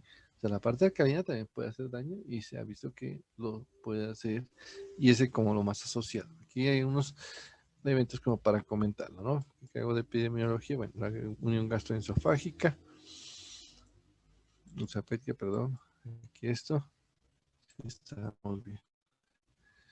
Algunos sitios donde se pueden encontrar este tipo de procesos, ya sea la unión gastroesofágica, en los bordes de una gastroyeyunostomía, ¿sí? Cuando se haya hecho un procedimiento de estos, incluso por una situación de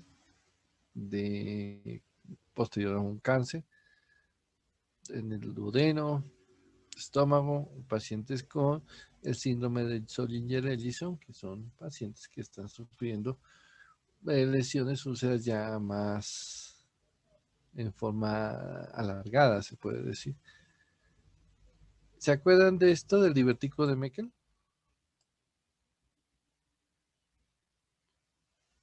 Es embriología. No,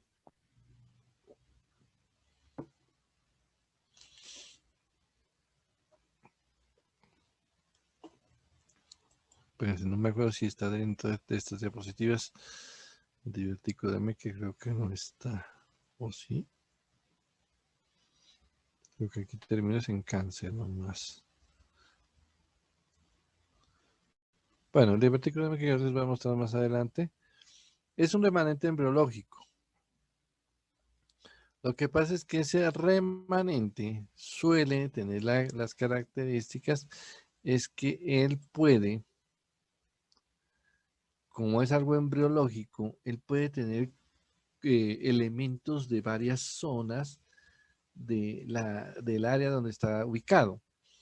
Él se le encuentra a nivel del intestino delgado, casi a nivel de, digamos, cerca al duodeno, y su característica es que en su mucosa se pueden encontrar células gástricas, células del duodeno, o sea, son varias de ellas.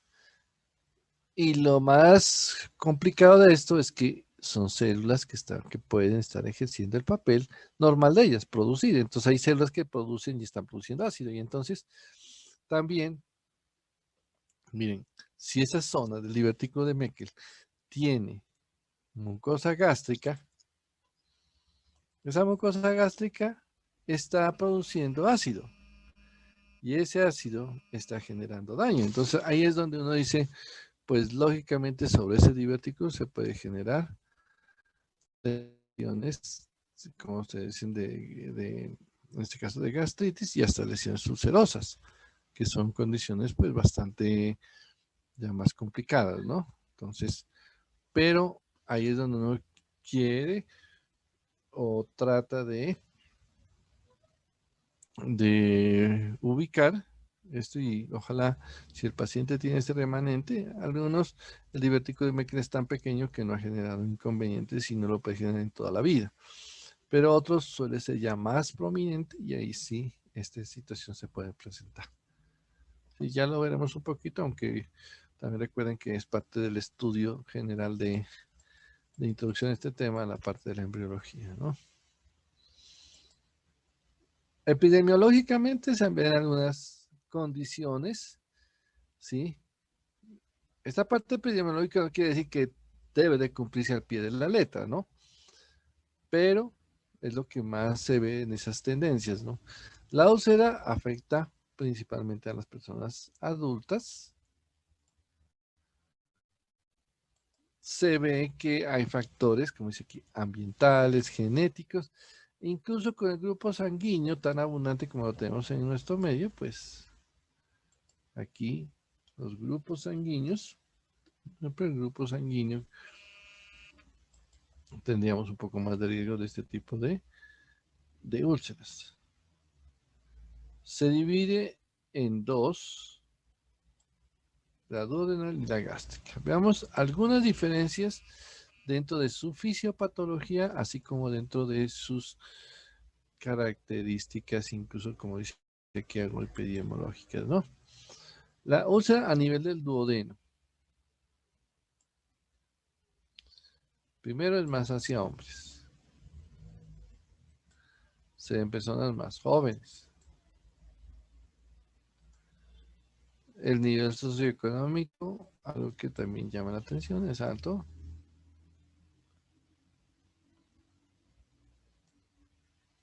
Y es 4 veces más común que la úlcera a nivel gástrico. También con algunos aspectos asociados a otras entidades que pueden estar favoreciendo que estos fenómenos que la provocan pues se dé con mayor agresividad.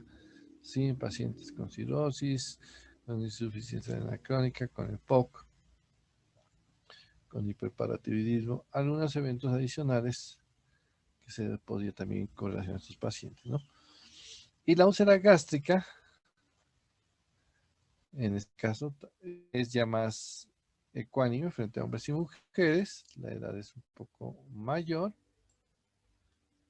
y afecta un nivel socioeconómico bajo, ¿sí?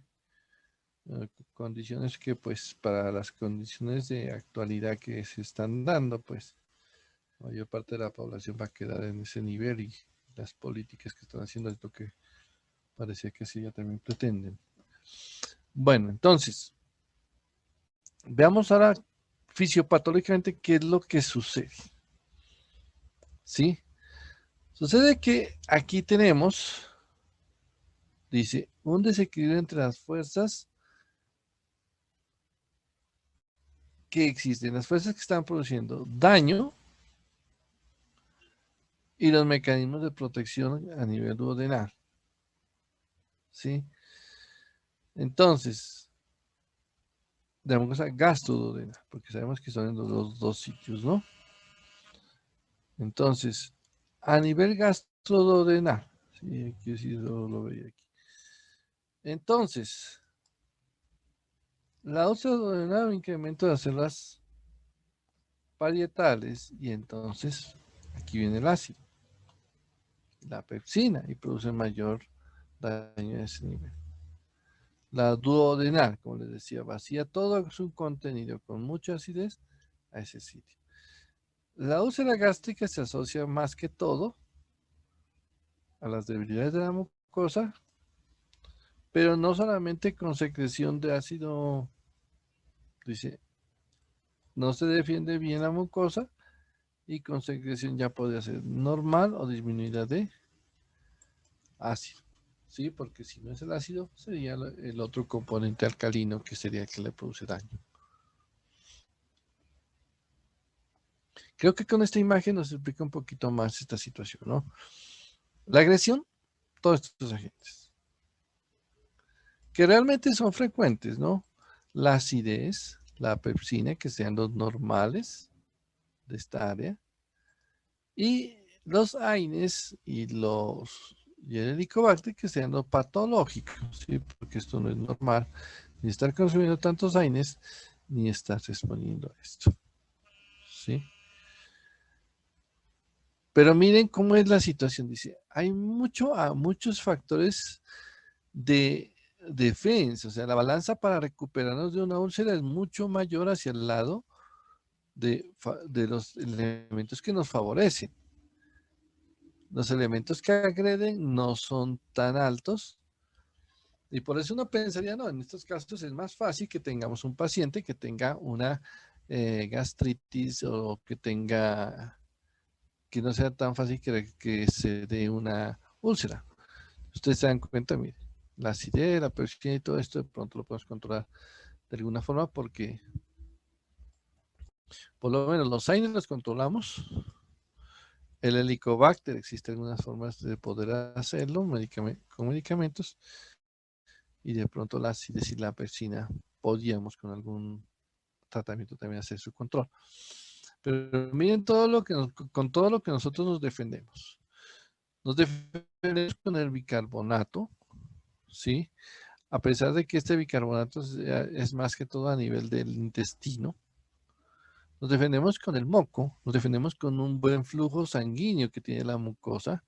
Las uniones entre las células, especialmente hacia la parte apical, son fuertes, las que no permiten fácilmente que pasen los agentes dañinos, ya sea la acidez o la alcalinidad, ¿sí? O las uniones que tiene.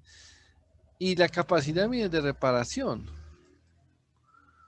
porque como son células lábiles, la restitución de la capa, la proliferación, e incluso, a pesar de todo esto, las mismas sustancias y las secreciones que maneja nuestro estómago, e incluso la misma saliva, tiene factor de crecimiento epitelial, ¿sí?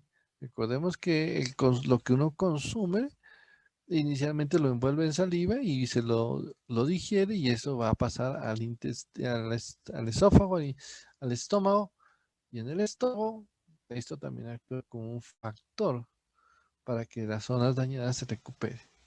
Entonces miren todos estos factores de defensa que tenemos ahí muy activos en todo momento. Pero entonces uno dice, tiene que ser una agresión tan severa que llegue hasta acá. Por eso a veces uno no encuentra muchas úlceras, ¿sí? A pesar de que mucha gente dice, uy, que se le afectó la úlcera, lo que sea. Pero no es que uno vea tantas úlceras, porque la capacidad de respuesta que tenemos en nuestro estómago es bastante alta, ¿sí?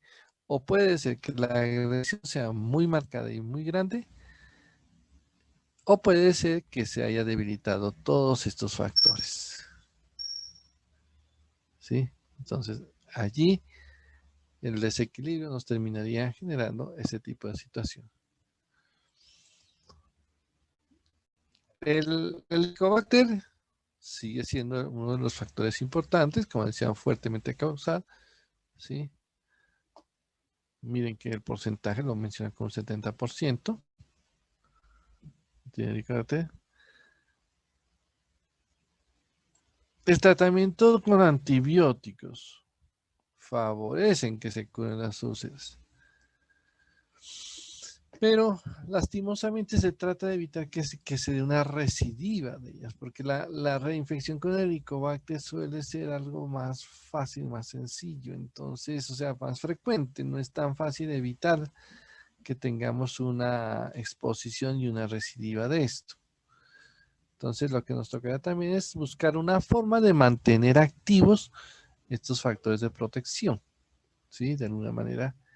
Y el Helicobacter, hasta donde sea posible, mantenerlo, como se dice, a raya, aunque la reinfección con Helicobacter es bastante fácil, porque dentro de los mismos alimentos lo podemos encontrar de una manera que se puede ser imperceptible y seguiría siendo la amenaza que ya conocemos. Miren qué es lo que puedo encontrar. Generalmente, características son bien definidas o delimitadas, pequeñas, menos de 2 centímetros, redondas o ovales, produce un defecto en sacabocado, sí, solamente es una descripción, pero cuando yo la asocio con eventos neoplásicos, tipo cáncer, ese es el motivo por el cual lo describo aquí. Digo, esto es lo que yo veo en un estado normal. Cuando veamos las células o las úlceras que se dan también en cáncer, la situación cambia y de pronto retomemos un poquito esta descripción para ponerle un poco más de claridad, ¿no? El fondo tiende a ser limpio y cubierto por coágulos sanguíneos. Situación que en una úlcera por cáncer tiende a ser más sucio, más irregular, bueno, ¿sí? Y la base es dura. Eso sí, a veces no es exclusivo de esto, sino que también lo podemos encontrar en las zonas donde hay lesiones neoplásicas, ¿no? Miren algunas áreas de úlcera. Aquí hay otra, miren, aquí se ve, como les decía, un borde más bien definido. Y con una, ¿cómo se dice? Con una base, sí, con un fondo más limpio, ¿sí? Miren histológicamente.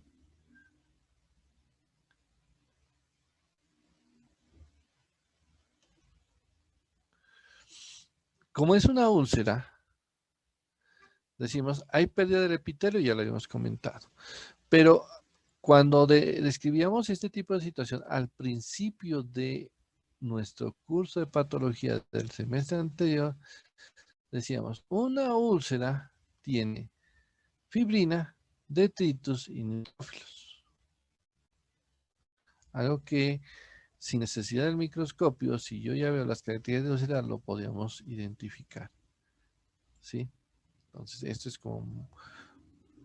Por lo tanto, a veces es decir, dígame el diagnóstico, si tiene úlcera, pues casi la úlcera se la podía diagnosticar macroscópicamente, visualizándola, ya la podemos determinar.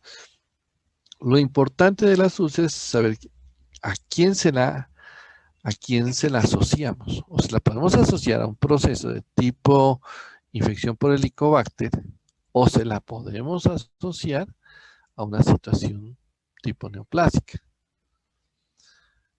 Acuérdense que yo les comentaba que una vez me tomaron, no, sino tomaron una muestra de un paciente, la cual me la enviaron y me dijeron que tenía, en este caso, que tenía cáncer, ¿sí? Pero yo le dije, listo, yo revisé y solo encontré esto, fibrina, detritus y neutrófilos. No encontré más lesiones, no encontré células tumorales. Entonces, cuando usted vea una úlcera y si quiere estar un poquito seguro de quién la causó, puede tomar los elementos de la úlcera, pero trate de tomar una zona que tenga tejido viable y que nos permita hacer el análisis. Porque si no, yo y todos los patólogos que usted conozca le van a decir que tiene esto nada más. Y con esto no va a avanzar mucho usted, va a confirmar que es una úlcera, pero no va a saber exactamente a qué se debe. Ya debajo de ella sí encontramos ya todos los procesos de si la situación ya no está muy activa, pues veremos las zonas que serían los procesos de reparación, ¿sí? La zona de necrosis, los sinófilos, neutrófilos, tejido de granulación, que es parte de eso, e incluso podemos ver hasta zonas ya de cicatrización, cuando la úlcera ya está en ese proceso, ¿no? Miren, por ejemplo, aquí esta parte, hay muchos detritos, aquí dice que incluso está fibrosis, los detritos, el epitelio totalmente destruido. O sea, esto no es tan específico realmente, sino no se pierde con tantos elementos ahí, ¿sí? O sea, que hay mucha actividad, en especial de tipo inflamatoria, en ese sitio. Las manifestaciones clínicas, entonces, lo que encontramos en ellas es dolor, ardor, molestias, que a veces puede que no sean tan severas y el paciente se mantenga más o menos como tranquilo, ¿sí? Mientras la situación de pronto se complique, puede llegar a ser muy severa en el momento en que el evento trate de hacer la perforación. Yo creo que alguna vez les comentaba que cuando estábamos trabajando en la presencialidad, creo que se alcancé a comentar, si no los comento ahora, les digo que un paciente en una ocasión me llamaron estaba en el centro de salud y me llamaron para que lo vaya a revisar, que tenía un dolor bastante severo de estómago.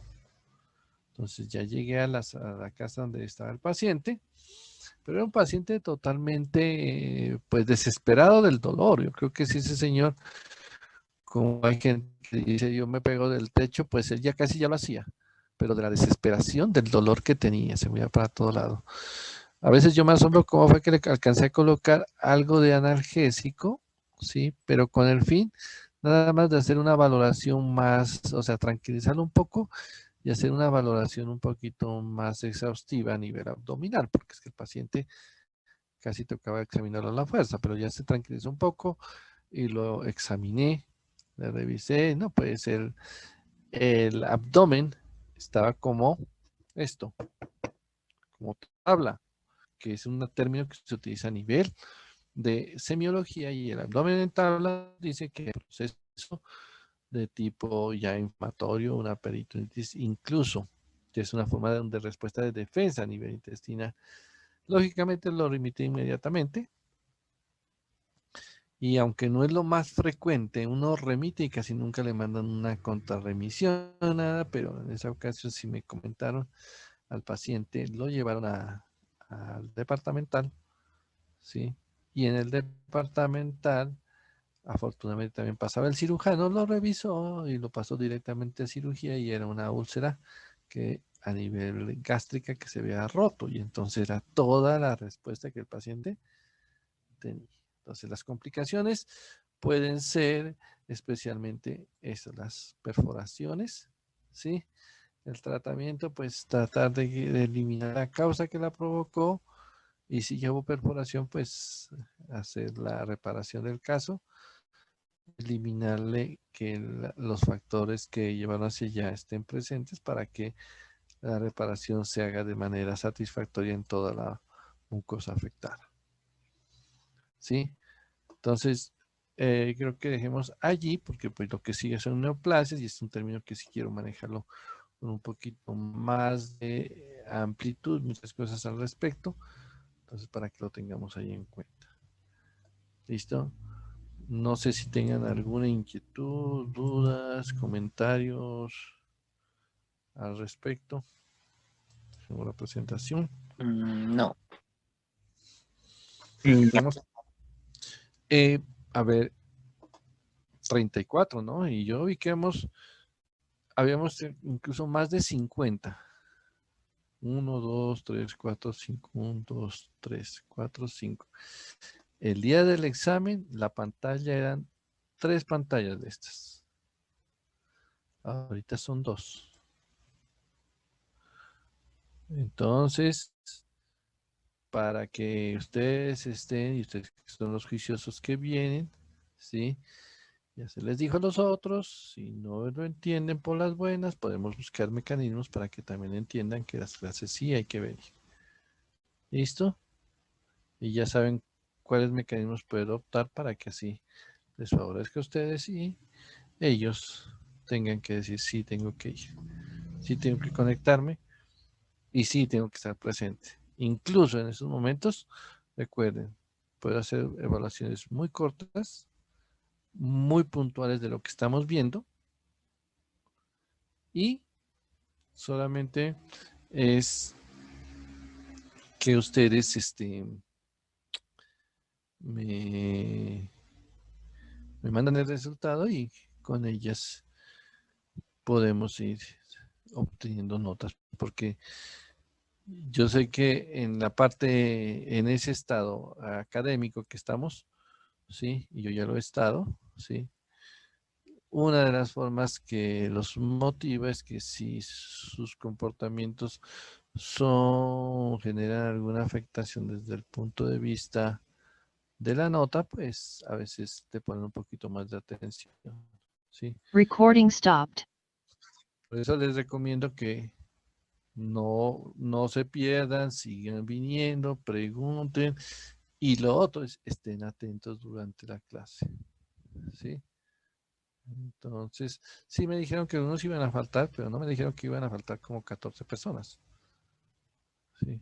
Entonces, y traten si necesitan hacer alguna evaluación, pues de acuerdo con lo que hemos trabajado, la clase no se les debe de cruzar con ningún otro espacio académico.